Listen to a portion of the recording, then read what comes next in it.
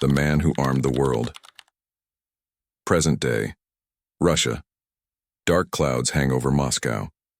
A black armored car rolls through the misty streets, past Soviet-era buildings that have seen centuries of secrets. It stops in front of a government complex. A man steps out. His face is unreadable yet unforgettable. Viktor Bout, the merchant of death, the man the world once hunted, now walks freely. Some men create empires, others create wars. But Viktor Bout, he sold the chaos itself. The Phantom Born, a child shaped by secrets. He was born in 13th in January 1967 in the rugged shadows of the Soviet Republic of Tajikistan. His name? Viktor Anatolyevich Bout. Even as a boy, he was a mystery.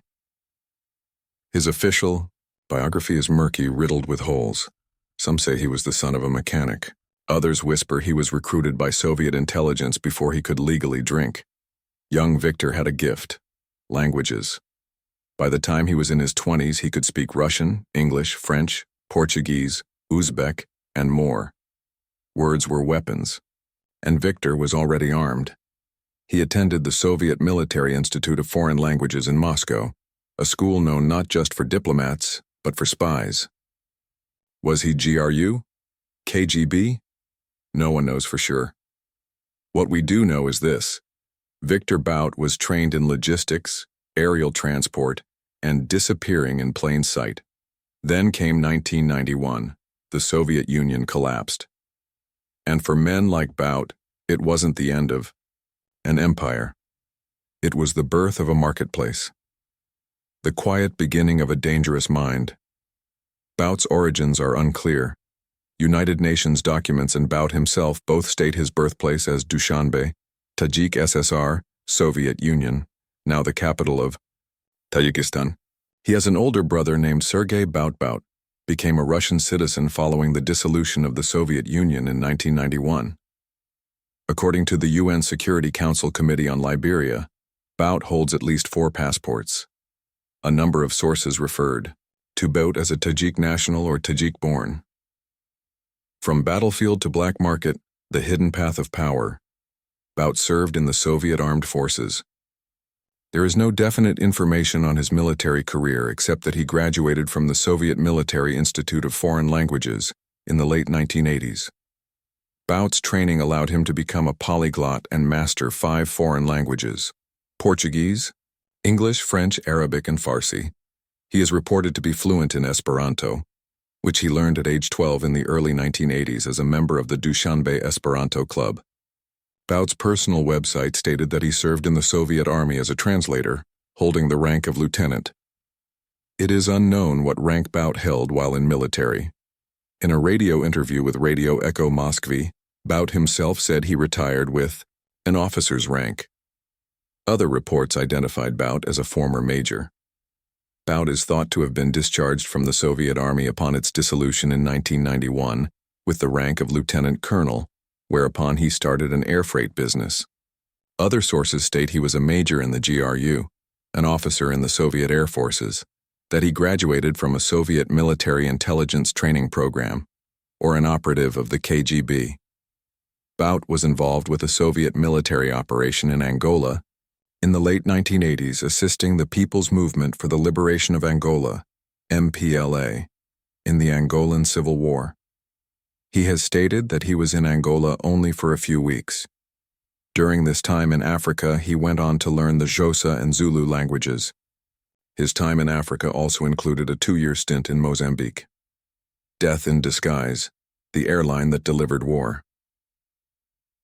The Cold War ended, but the weapons didn't vanish. Thousands of tons of Soviet arms lay unguarded. Kalashnikovs, surface-to-air, missiles, grenade launchers, and armored vehicles, abandoned like corpses in a graveyard. Viktor moved quickly. He bought up Soviet-era cargo planes, Antonovs and Ilyushins, on the cheap. His fleet, painted in white to resemble humanitarian aid aircraft, would become the deadliest airline in modern history. He founded dozens of shell companies across the globe: Cyprus, South Africa, the UAE. Ostensibly, these firms delivered food, water, or construction materials. But hidden beneath the crates, death. Diamonds, genocide, and dark deals, fueling the fires of hell. From 1993 to 2005, Viktor Bout became the silent engine behind conflicts most of the world ignored. In Rwanda, his planes flew in arms during the genocide. Hutu militias, armed with his AK-47s and grenades, massacred nearly 1 million Tutsis. In Angola and Sierra Leone, he traded weapons for diamonds, blood-soaked gems that funded atrocities. In Liberia, he supplied Charles Taylor's regime, a government that unleashed armies of drugged child soldiers wielding machetes and machine guns. In Congo, his shipments kept rebel groups fighting for control of mineral-rich lands, long after international peacekeepers had given up. He didn't pick sides. He sold to anyone who could pay. Sometimes he supplied both sides of the same war. He wasn't a merchant of ideology. He was the merchant of death. Empire in the shadows, the man who couldn't be found. What made Bout terrifying wasn't just the weapons. It was that he was untouchable. His companies changed names every few months. Aircraft were registered under flags from nations that didn't exist. Pilots were ex-Soviet, desperate, and loyal only to cash. His paperwork? Impeccable. His roots? Encrypted, Interpol-issued red notices. The United Nations blacklisted his firms. But Bout? He just moved to the next war zone. Dubai, Bulgaria, South Africa. He was everywhere and nowhere. When journalists asked how he could operate so freely, one investigator said, "Because he knows where the bodies are buried." Some whispered he worked with the CIA. Others believed Russian intelligence protected him. Either way, he had built an empire of secrecy. Lured by lies, the sting that snared a ghost. But no empire lasts forever. In 2008, the DEA launched a covert operation. Agents posed as Colombian FARC rebels. They contacted Bout, requesting missiles and 20,000 AK-47s to attack U.S. helicopters. Bout agreed. He traveled to Bangkok, Thailand to seal the deal. Inside a hotel suite, as he discussed payloads and logistics, one undercover agent said, "These weapons will be used to kill Americans." Bout replied chillingly, "We have the same enemy." Seconds later, the room exploded into action. Thai authorities stormed in. The ghost was caught. The merchant in chains. Justice finally served. Russia protested.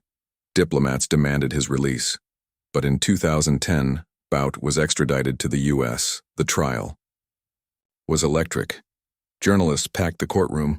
Prosecutors unveiled decades of smuggling, photos, emails, phone recordings. Bout remained calm, smiling, as if he knew the game wasn't over. In 2011, he was convicted of conspiracy to kill U.S. citizens, conspiracy to provide material support to terrorists, conspiracy to acquire and use anti-aircraft missiles. He was sentenced to 25 years in Marion Penitentiary.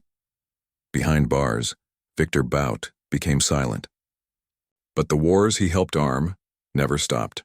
The case may be closed, but criminology never sleeps. Like and subscribe to join Criminology and step deeper into the dark with us.